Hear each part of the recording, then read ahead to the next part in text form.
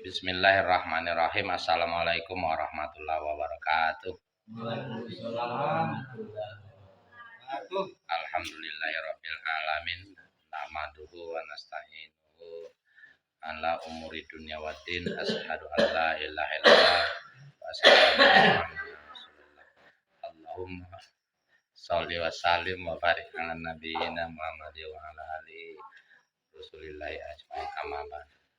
Ittaqullaha haqqa tuqatih wa la tamutunna illa wa antum muslimun. Qala Allah Ta'ala fil Qur'anil Karim, a'udzu billahi minasy syaithanir rajim. Bismillahirrahmanirrahim.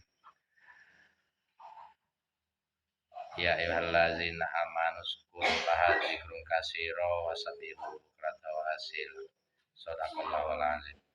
Yang kami muliakan yakni Allah yang alhamdulillah sempat hadir pun agak kurang sehat.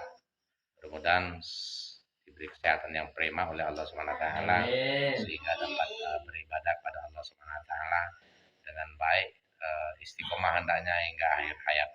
Amin. Amin. Begitu juga dengan saudara-saudara kami, bapak-bapak yang sempat meskipun gerimis ya, hujan mengundang yang nampaknya seperti mau hujan deras ya kan, gelap tulang menjelang maghrib, sayup-sayup matahari redup, hari hujan. Alhamdulillah kita tetap datang berkumpul di musola yang kita cinta ini tidak lain guna untuk beribadah kepada Allah Subhanahu wa taala, salat maghrib berjamaah. Begitu juga ibu-ibu dan anak-anak yang sempat hadir, bersyukur sekali atas limpahan rahmat tersebut yang dianugerahkan kepada kita sehingga kita sepatutnya mengucapkan alhamdulillah rabbil alamin. Shalawat beserta salam semoga selalu tercurahkan kepada baginda Rasulullah sallallahu alaihi wasallam dengan lafaz Allahumma shalli ala sayyidina Muhammad wa ala ali ya. Sallallahu ala Muhammad sallallahu alaihi wasallam, sallallahu ala Muhammad sallallahu alaihi wasallam, sallallahu ala Muhammad sallallahu alaihi wasallam, sallallahu ala Muhammad sallallahu alaihi wasallam. Ya, mudah-mudahan kita selalu menyempatkan diri memperbanyak sholawat kepada baginda Rasulullah sallallahu alaihi wasallam karena berkah dari sholawat ini tidak terhitung nilainya. Mudah-mudahan kita dilapangkan dari kesempitan, dimudahkan segala urusan, dimudahkan gerak langkah kita dalam rangka mencari rezeki, memenuhi kebutuhan hidup kita untuk niat beribadah kepada Allah Subhanahu wa taala dan juga nantinya kita mendapatkan syafaatnya Rasulullah sallallahu alaihi wasallam di yaumil akhir. Amin. Allahumma amin. Untuk itu kita banyak berselawat. Bapak-bapak, ibu-ibu dan anak-anak yang kami muliakan, dalam kesempatan ini ada sebuah ayat yang perlu kita renungkan, perlu kita ambil hikmahnya dan perlu kita amalkan bersama-sama. Bismillahirrahmanirrahim. Wa'mur alaka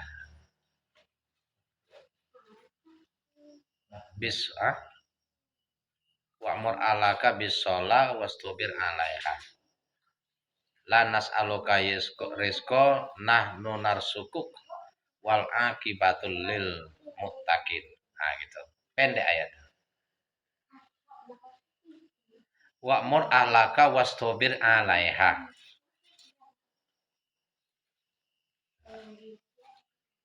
Artinya Allah SWT memerintahkan kita, perintahkanlah keluargamu untuk mendirikan sholat.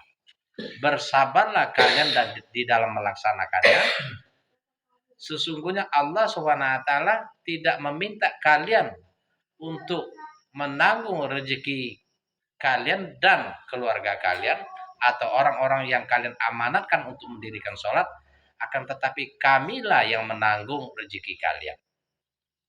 Dan pemenangnya adalah orang-orang yang bertakwa.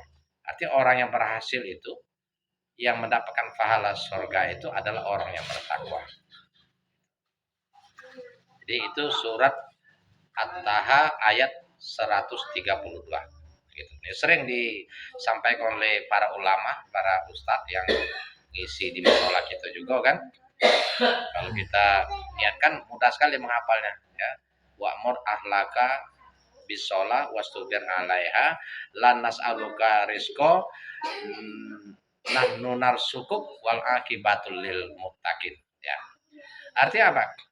Kita diutamakan oleh Allah Subhanahu wa taala apapun kegiatan kita, apapun kesibukan kita di dalam kehidupan sehari-hari ini, salat itu jangan sampai tinggal.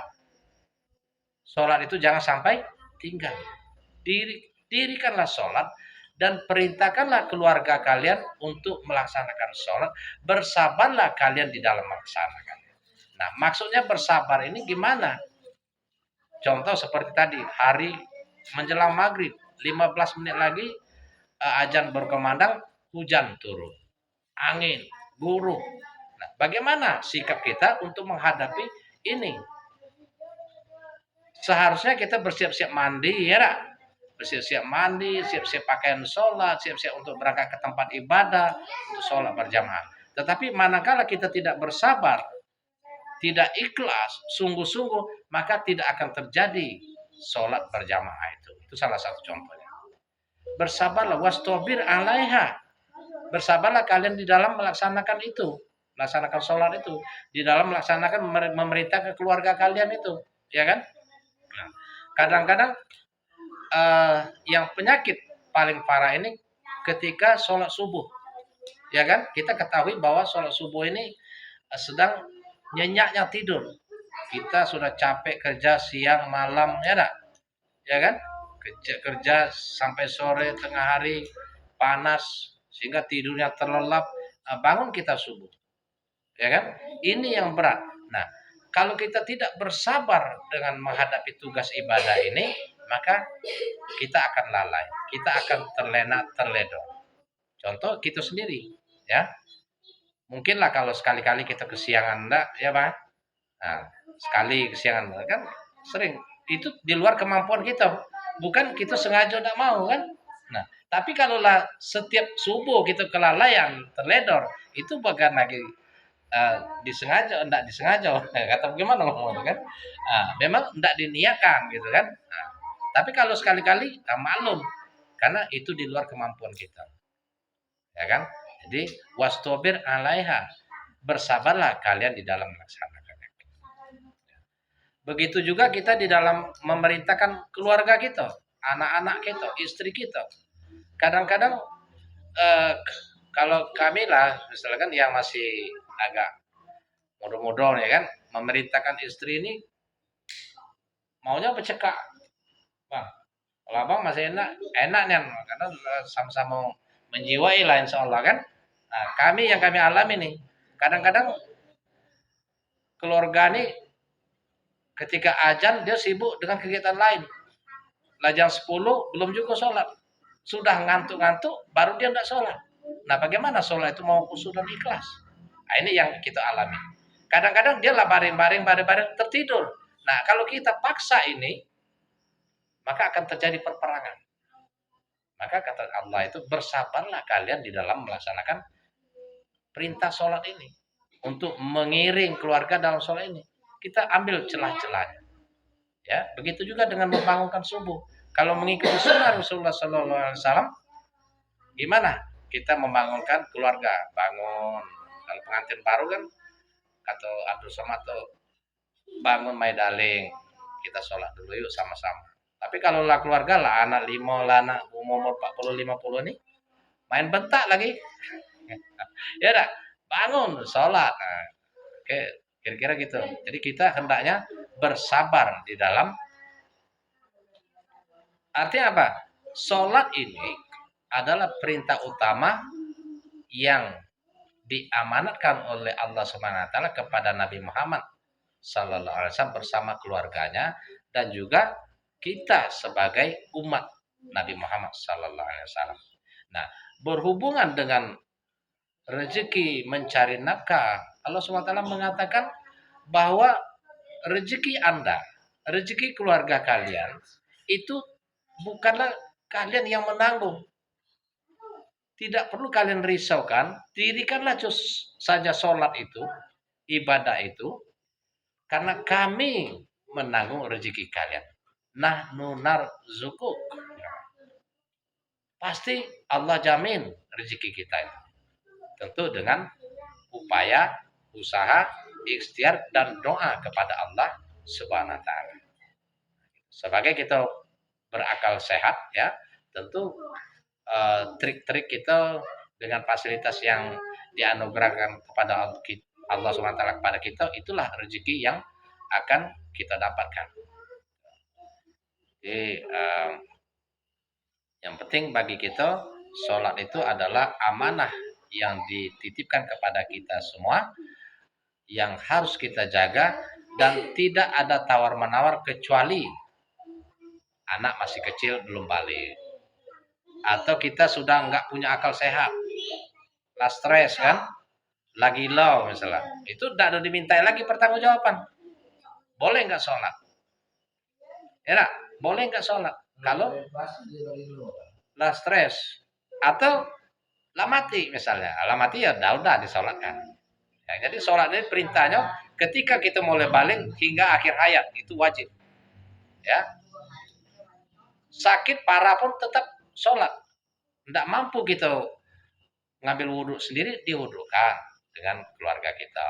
Atau tidak mampu kita berdiri, duduk, artinya tetap wajib sholat itu. Tidak mampu duduk, miring. Ada orang nanya. Baring. Ada orang nanya. Tidak nyampe kejaman Tuhan. Sedangkan manusia punya utang. Kalau dia dapat kita lebih. Kalau Tuhan tidak bisa tegak duduk, bisa duduk baring, kejam.